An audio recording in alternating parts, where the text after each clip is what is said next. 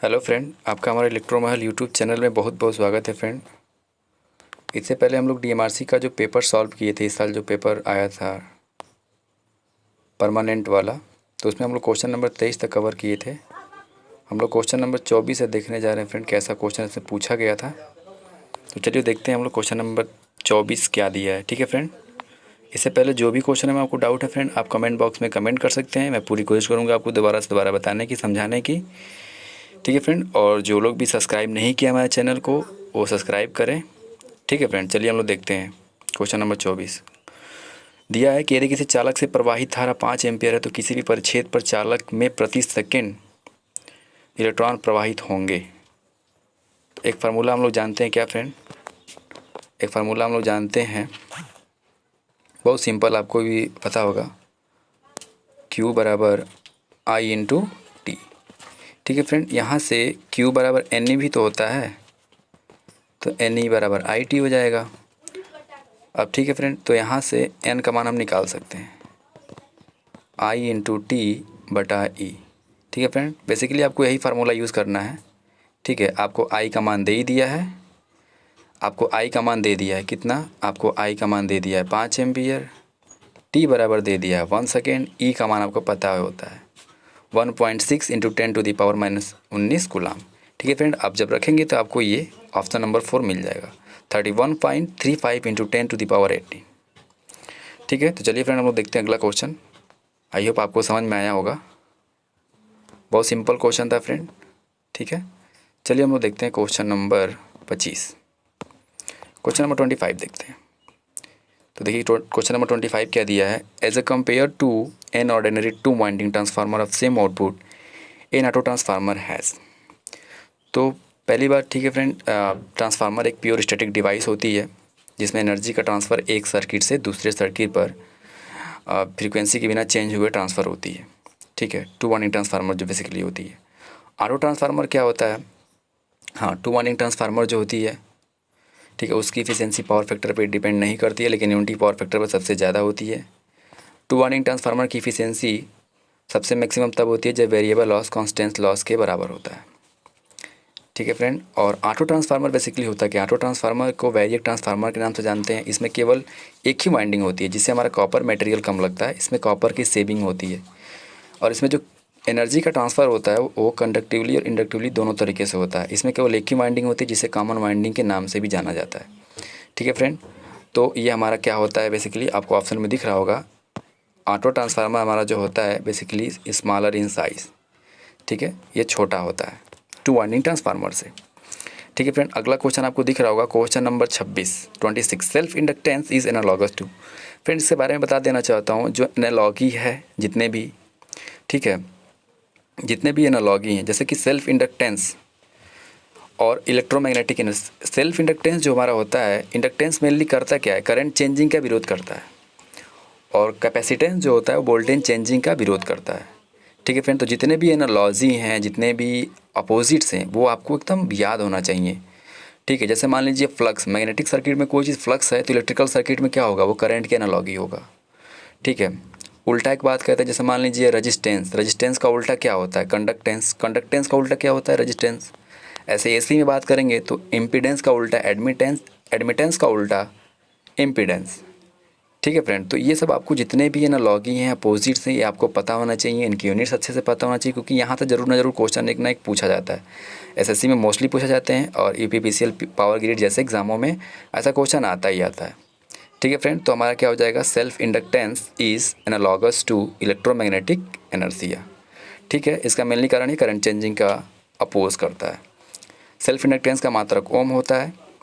ठीक है फ्रेंड, और एक्सेल बराबर हमारा होता है 2πfl। ठीक है, तो चलिए हम लोग अगला क्वेश्चन देखते हैं, इसको मिटा लेते हैं फ्रेंड। अगला हम लोग क्वेश्चन देखते हैं, बहुत ही फ्रेंड देख रहे हैं, बहुत ही सिंपल क्वेश्चन पूछा है। तो चलिए हम लोग देखते हैं अगला क्वेश्चन क्या दिया है। अगला क्वेश्चन दिया है friend, which of the following is the causes of passive load. तो आपको जैसे एक्टिव डिवाइसेस पैसिव डिवाइसेस होती हैं, आपको पता होगा, तो ये हमारा ऑप्शन नंबर 1 होगा। फ्रिक्शन जो हमारा होगा, ये हमारा क्या होगा, ये हमारा एक पैसिव लोड होगा। बाकी टेंशन मतलब क्या होता है, तनाव, कंप्रेशन मतलब दबाव, ग्रेविटी मतलब गुरुत्व होता है, ठीक है। तो ये आपको ये सब जितने भी दिख रहे हैं, ये टेंशन, कंप्रेशन, ग्रेविटी, ये आपको देख रहे होंगे एक सेम लग रहे हैं, ठीक है। इसमें क्या है कि फ्रिक्शन जो हमारा एनर्जी को लॉस कर रहा है, जबकि कंप्रेशन, टेंशन ये क्या कर रहा है, इसमें तनाव एक तरीके का है, ठीक है। तो यहाँ से हम देख सकते हैं कि पैसिव और एक्टिव अगर आपको डिवाइसेस पता है तो उसे रिलेट करके हम निकाल सकते हैं, ठीक है। चलिए अगला क्वेश्चन देखते हैं। क्वेश्चन नंबर 28 आपको दिख रहा होगा क्या दिया है।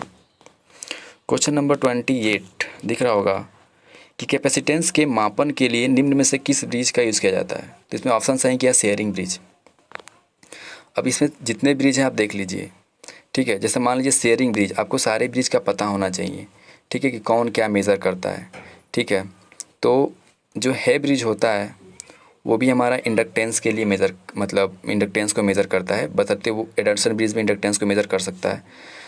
बस ये इसमें ये होता है कि कौन मीडियम वैल्यू के लिए, कौन हाई वैल्यू के लिए, कौन लो वैल्यू के इंडक्टेंस को मेज़र करता है। लेकिन जो शेयरिंग ब्रिज होता है हमारा, इससे हम कैपेसिटेंस को मेज़र कर सकते हैं, पावर फैक्टर को मेज़र कर सकते हैं, परमेबिलिटी को मेज़र कर सकते हैं, ठीक है। इतने सारे हम पैरामीटर्स को मेज़र कर सकते हैं, ठीक है। तो शेयरिंग ब्रिज बहुत ही इंपॉर्टेंट है। ये कई बार इससे रिलेटेड जो है क्वेश्चन पूछ चुका है एग्जाम में कि शेयरिंग ब्रिज से हम क्या मेज़र कर सकते हैं। तो कई बार तो परमेबिलिटी देख के कन्फ्यूज़ करता है, लेकिन फ्रेंड आपको कन्फ्यूज़ नहीं होना है। शेयरिंग ब्रिज जो हमारा है ये परमेबिलिटी को मेज़र करता है, पावर फैक्टर को मेज़र करता है, ये आपको बहुत ही अच्छे से पता होना चाहिए, और कैपेसिटेंस को मेज़र करता है, ठीक है। और डाइलेक्ट्रिक लॉस को भी ये मेज़र करने का काम करता है शेयरिंग ब्रिज, ठीक है फ्रेंड। अगला क्वेश्चन दिया हमारा क्या है, चलिए देखते हैं। अगला क्वेश्चन दिया है in a series RLC circuit at resonance. Series RLC circuit में रेजोनेंस की कंडीशन तब आती है फ्रेंड जब हमारा, रेजोनेंस की कंडीशन हमारी तब आती है फ्रेंड जब हमारा XL बराबर XC हो जाता है। यहाँ पे ऑप्शन में कभी कभी ये भी देख के पूछ लेता है XL बराबर XC, ठीक है, VL बराबर VC, ठीक है, ये भी देख के पूछ सकता था, ठीक है। कभी कभी रेजोनेंस फ्रीक्वेंसी पूछ देता है एग्ज़ाम में, तो बहुत आपको इम्पोर्टेंट पता होना चाहिए 1/2 पाई, ठीक है, √L/C, ये आपको पता होना चाहिए, ठीक है। कभी कभी ये भी पूछ देता है रेजोनेंस फ्रीक्वेंसी बताइए, ठीक है। तो इसमें क्या होता है कि जब XL बराबर XC हो जाता है हमारा है, तो इसमें हमारा जो एम्पीडेंस होता है वो R के बराबर मिलता है, ठीक है। ऑप्शन में भी बना सकता था Z किसके बराबर होता है, तो इसमें जो हमारा Z होता है वो R के बराबर हो जाता है, ठीक है। आपको पता होगा तो आप ऐसा निकाल सकते हैं, क्योंकि Z बराबर जो हम निकालते हैं टोटली √R² प्लस ब्रैकेट में XL माइनस XC, ठीक है। यहाँ से हम निकाल सकते हैं। अब हमारा इसमें क्या है, XL XC के बराबर है, ठीक है। हमारा इसमें XL XC के बराबर है, तो जैसे यहाँ वैल्यू पुट करेंगे XL माइनस XC 0 हो जाएगा, तो हमारा Z किसके बराबर मिल जाएगा, Z R के बराबर मिल जाएगा, जिससे यहाँ से निकाल सकते हैं कि I बराबर V/R, V/R लिखिए या V बटे आप मतलब V/Z लिखिए या बराबर V/R। तो इसमें कभी कभी भी क्वेश्चन पूछ देता है कि series RLC circuit Z equal to दे देगा R के बराबर या XL माइनस XC के बराबर, ये भी पूछ सकता था क्वेश्चन, ठीक है फ्रेंड। तो इसमें जो करंट हमारा होता है इसमें मैक्सिमम होती है, क्योंकि जो हमारी Z की वैल्यू आती है बहुत ही कम आती है, तो हमारी करंट क्या हो जाएगी इसमें मैक्सिमम, ठीक है। तो यहाँ से हम लोग देखते हैं अगला क्वेश्चन, इसको मिटा लेते हैं फ्रेंड। चलिए अगला क्वेश्चन देखते हैं क्या दिया है, ठीक है फ्रेंड। देखते हैं अगला क्वेश्चन क्या दिया है। दिया है कि विच of the following is the conventional way of generating electrical energy. तो कन्वेंशनल और नॉन कन्वेंशनल मतलब परंपरागत, हिंदी में बोले तो परंपरागत और गैर परंपरागत। तो अब देखिए ऑप्शन से इसको पहचान सकते हैं। टाइडल प्राकृतिक स्रोत से एनर्जी प्राप्त होती है, विंड हवा वायु स्रोत है, सोलर भी क्या है हमारे प्राकृतिक स्रोत है, जबकि इसमें जो हमारा थर्मल पावर प्लांट दे रखा है फ्रेंड, ये क्या है, ये नेचुरली सोर्स से नहीं प्राप्त होती है, ठीक है। इसमें मतलब कोयला तो हमें नेचुरली प्राप्त होता है, ऐसा नहीं है फ्रेंड, आपको ऐसे नहीं लेना है। जिसमें हमारा नेचुरल का लगभग बिल्कुल ही 90% हमारा डिपेंडेंट हो। ऐसा नहीं है कि हम टाइडल में भी अपना उसमें लगाते हैं, पैसा खर्च करते हैं, लेकिन आप थर्मल प्लांट में देखिए इसमें ज़्यादा हम अपना पैसा लगाते हैं। एक तरीके की कन्वेंशनल एनर्जी है। ठीक है। तो इससे इजीली आप फाइंड कर सकते हैं। तो आपको कन्वेंशनल नॉन कन्वेंशनल एनर्जी का आपको जितने भी डिफरेंट टाइप्स हैं आपको पता होना चाहिए। ऑप्शन देख के आप बता सकते हैं। बहुत ईजी क्वेश्चन था। चलिए हम लोग क्वेश्चन नंबर 31 पे चलते हैं फ्रेंड। तो क्वेश्चन नंबर 31, क्वेश्चन नंबर 31 दिया है, बहुत ही ईजी क्वेश्चन ये भी है। इसमें आपको कुछ नहीं निकालना है। दिया है कि in a transistor circuit collector load is 4 kilo ohm variance quiescent current is 1 milliampere, what is the operating point if VCC बराबर 10। कुछ नहीं करना आपको। अगर आपको इसमें सर्किट बनाना जानते हैं तो सिंपली आप सॉल्व कर सकते हैं। यहाँ सर्किट बना लीजिए, ठीक है। तो यहाँ पे आपको VCC जो दिया है वो दे दिया है 10, ठीक है। ये RC हमारा दे दिया कितना, ये RC हमारा दे दिया है 4 किलो ओम, ठीक है। तो यहाँ जैसे आप KVL अप्लाई करेंगे, ठीक है, और करंट हमारा इसमें दे ही रखा है। करंट हमारा दे रखा है कितना, 1 मिली एम्पियर दे ही रखा, आपको दिख रहा होगा फ्रेंड। तो आप इसमें KVL जैसे ही लगाएंगे तो आपको मिल जाएगा हम friend VCC minus IQ into RC minus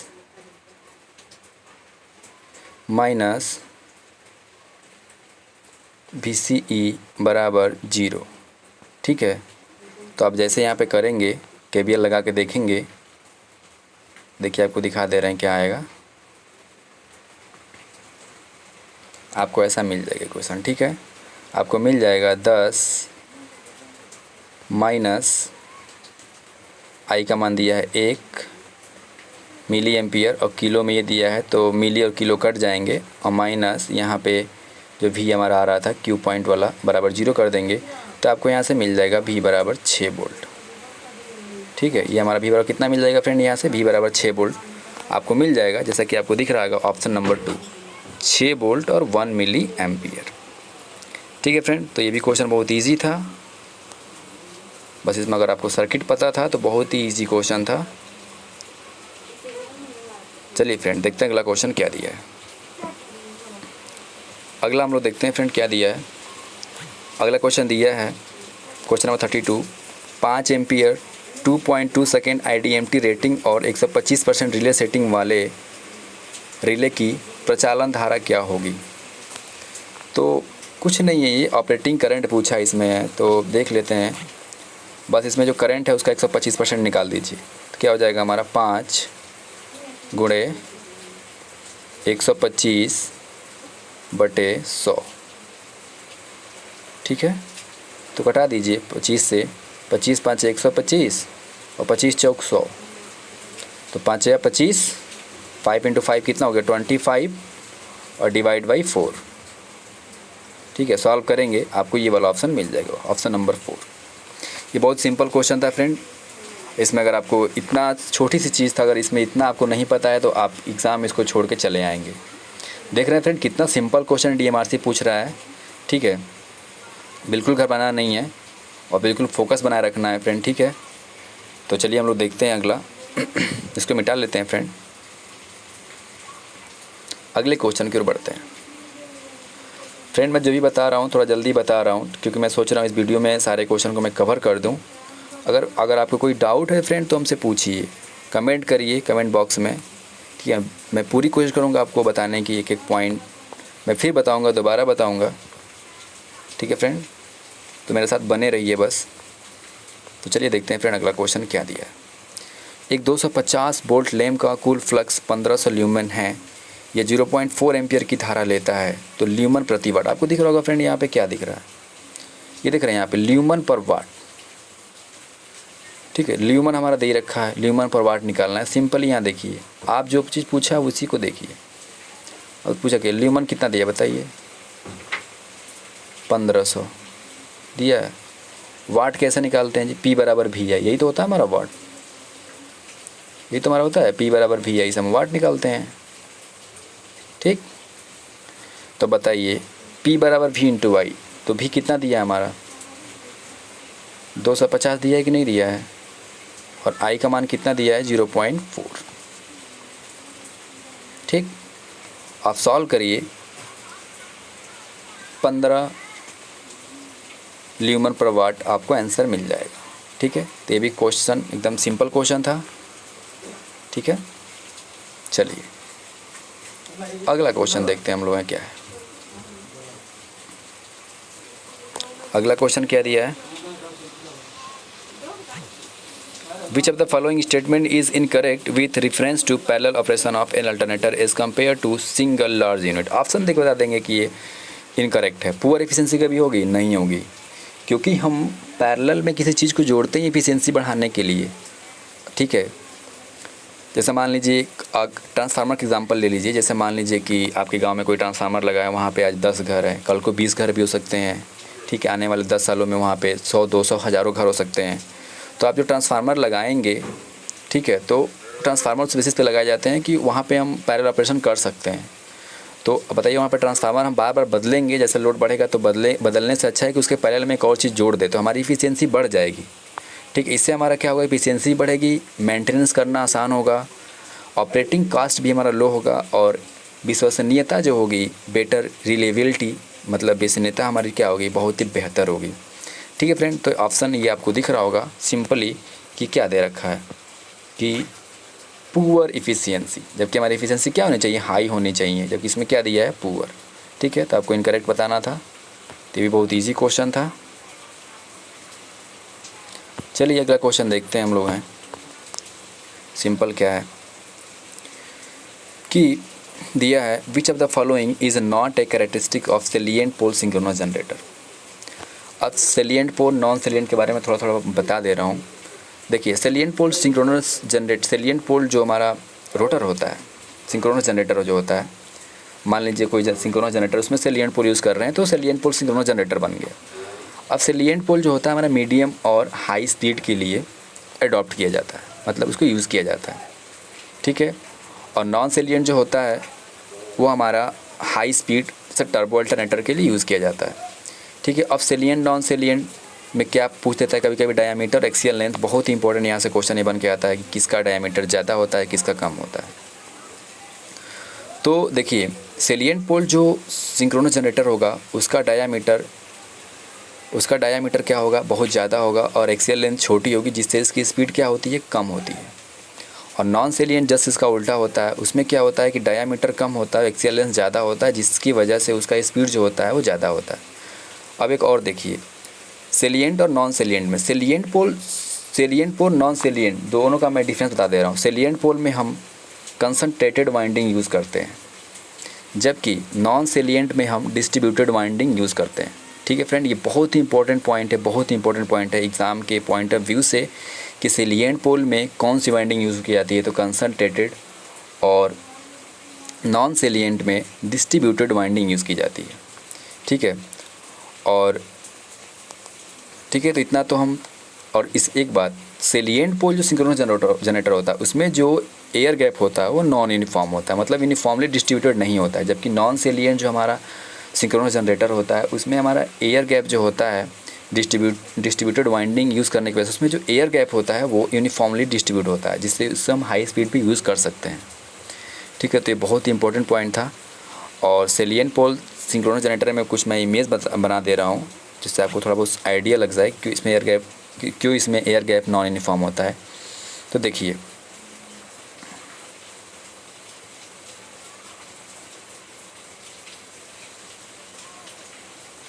थोड़ा सा इस पर फिगर बनाने में फ्रेंड दिक्कत हो रहा है, तो यहाँ से बना दिए हम।